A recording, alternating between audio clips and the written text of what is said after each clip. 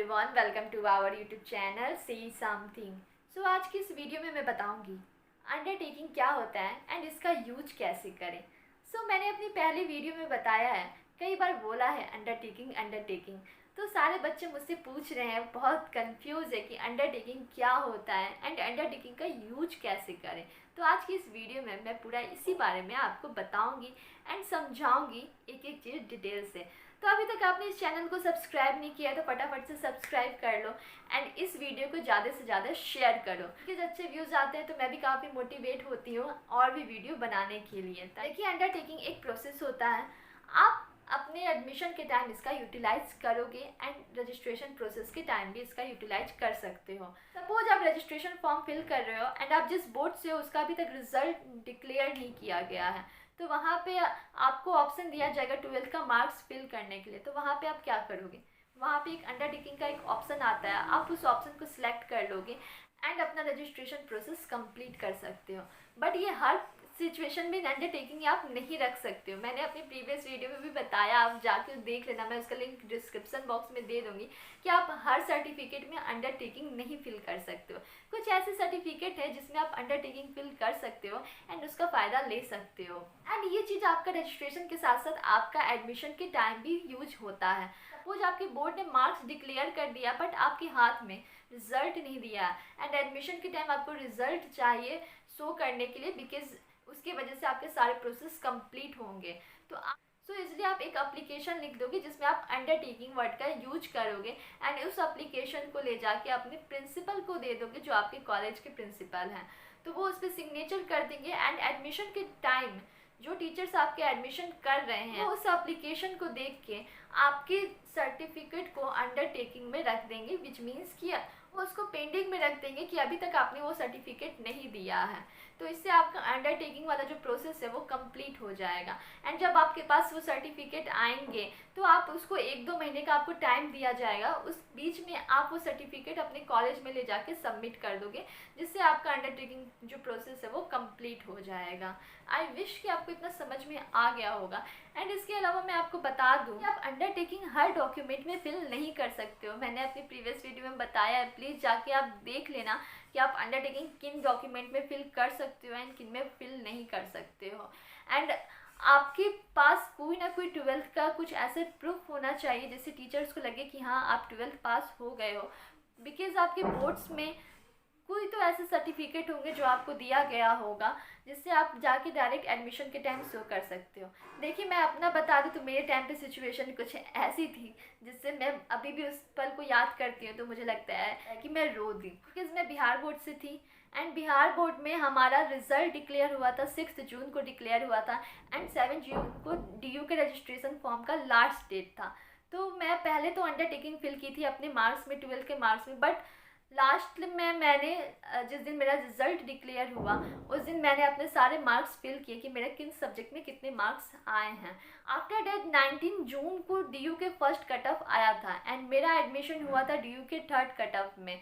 तो 27 को मेरा मार्क्स कट ऑफ से मैच किया था, बट मेरे बोर्ड ने कोई मुझे डॉक्यूमेंट्स नहीं दिए थे 12th। मैं बिहार बोर्ड से थी तो मैं अपने स्कूल में गई, मैंने टीचर से कहा कि मुझे कैरेक्टर सर्टिफिकेट या कुछ ऐसे डॉक्यूमेंट दे दीजिए जिससे मैं वहाँ पे बता सकूँ कि हाँ मैं इस स्कूल से थी, मैं इस बोर्ड से थी एंड मैं पास हो चुकी हूँ। तो उन लोगों ने कहा कि तुम ऑनलाइन दिखा देना, ऑनलाइन उसका PDF ले लेना। मैं वो भी ले ली थी, बट मुझे था कि कुछ मुझे ऐसा लग रहा था कि वहाँ पे एप्लीकेशन में हर सर्टिफिकेट में अंडरटेकिंग फिल नहीं कर सकती हूँ, बिकॉज आपको एप्लीकेशन में लिखना पड़ता है कि आपके पास कौन कौन से सर्टिफिकेट नहीं है एंड आप वो कितने दिनों में दे दोगी, ये भी आपको डिक्लेयर करना पड़ता है उस एप्लीकेशन में।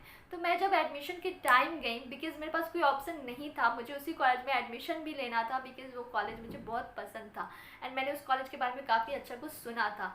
देन मैं कॉलेज गई तो वहाँ पे सबने बोला कि आपके पास कोई एक तो सर्टिफिकेट होगा। मेरी वाइस प्रिंसिपल से बात हुई, मेरी प्रिंसिपल से बात हुई, मेरी DU की हेड तक से बात हुई। आप सोच सकते हो उस टाइम पे सिचुएशन कैसी होगी, बिकॉज मैं इतनी ज़्यादा वरी थी इस चीज़ को लेके। मैंने अपने स्कूल के प्रिंसिपल से भी, अपने कॉलेज के प्रिंसिपल से बात करवाया तो उन्होंने बताया कि अभी तक कोई सर्टिफिकेट नहीं आया है बोर्ड की तरफ से, तो हम बच्चों को नहीं दे पा रहे थे इसी वजह से। एंड उन्होंने ये भी बताया कि उस टाइम पे मैं डिस्ट्रिक्ट टॉप पर थी एंड बोर्ड में एंड बिहार बोर्ड में मेरा 11th रैंक था। तो उन्होंने ये भी बताया उन्हें, बट DU के जो थे वो रिस्क नहीं लेना चाहते थे मेरे एडमिशन के लिए।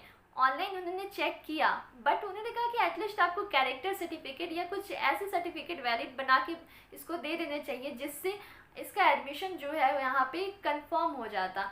तो काफ़ी मुझे दौड़ना पड़ा, रिक्वेस्ट करना पड़ा, जो मेरे एडमिशन कर थे उन टीचर्स के पास जाना पड़ा, प्रिंसिपल के पास, जो DU के हेड थे, नंबर मुझे मिल गया था तो उनसे भी मैंने बात की, जो कॉलेज का प्रेसिडेंट था उससे भी मेरी बात हुई। तो जितने भी बच्चे थे सबका एडमिशन हो रहा था एंड मैं काफ़ी वरी होती जा रही थी, बिकॉज मैं बहुत सुबह से आई थी एंड शाम हो गया था, बट मेरे एडमिशन का कुछ पता नहीं चल पा रहा था कि क्या हो रहा है। Last but not the list कि लास्ट में जो मेरे कॉलेज के प्रिंसिपल थे उन्होंने कहा कि ठीक है, लिख के दे रहा हूँ, मैं तुम्हारे लिए फर्स्ट टाइम रिस्क ले रहा हूँ, क्योंकि कभी भी हमारे कॉलेज में ऐसा एडमिशन नहीं हुआ था विदाउट एनी डॉक्यूमेंट। तो उन्होंने लिख के दिया कि ताकि नेक्स्ट डे जब मैं एडमिशन के टाइम जाऊँ तो जो टीचर्स मेरा एडमिशन लें वो बाद में कोई प्रॉब्लम क्रिएट ना करें। तो एक पेज पे लिख दिया जिसमें मैंने एप्लीकेशन लिखा था कि इसको एडमिशन दे दिया जाए, इसके सारे डॉक्यूमेंट को अंडरटेकिंग में रखा जाए। मेरे टाइम पे सिचुएशन इतनी वर्स्ट थी, बट मैं नहीं चाहती कि आपके टाइम पे वैसी सिचुएशन क्रिएट हो।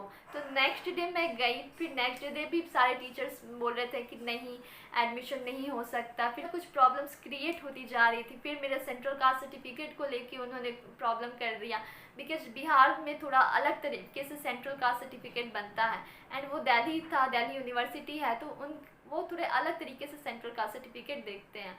तो बाद में उन्होंने मेरा नेम सर्च किया, मेरा नंबर जो सर्टिफिकेट पे लिखा था वो सर्च किया, तो बाद में उन्हें शो कर दिया। बट कुछ ना कुछ ऐसे प्रॉब्लम्स आ रहे थे जिसकी वजह से मेरा एडमिशन डिले पे डिले हो रहा था। तो आई रियली डोंट वांट कि जो मेरे साथ हुआ वो आप सबके साथ हो। इतनी प्रॉब्लम एक छोटी से काम के लिए आपका 2 दिन वेस्ट हो, बिकॉज वो कॉलेज बहुत आउटसाइड था और जहाँ मैं अपने भैया के फ्रेंड के पास रुकी थी वो बहुत दूर था। तो आप सोच सकते हो कि मेरे कितने पैसे वेस्ट हुएंगे एंड कितना मेरा टाइम वेस्ट हुआ होगा।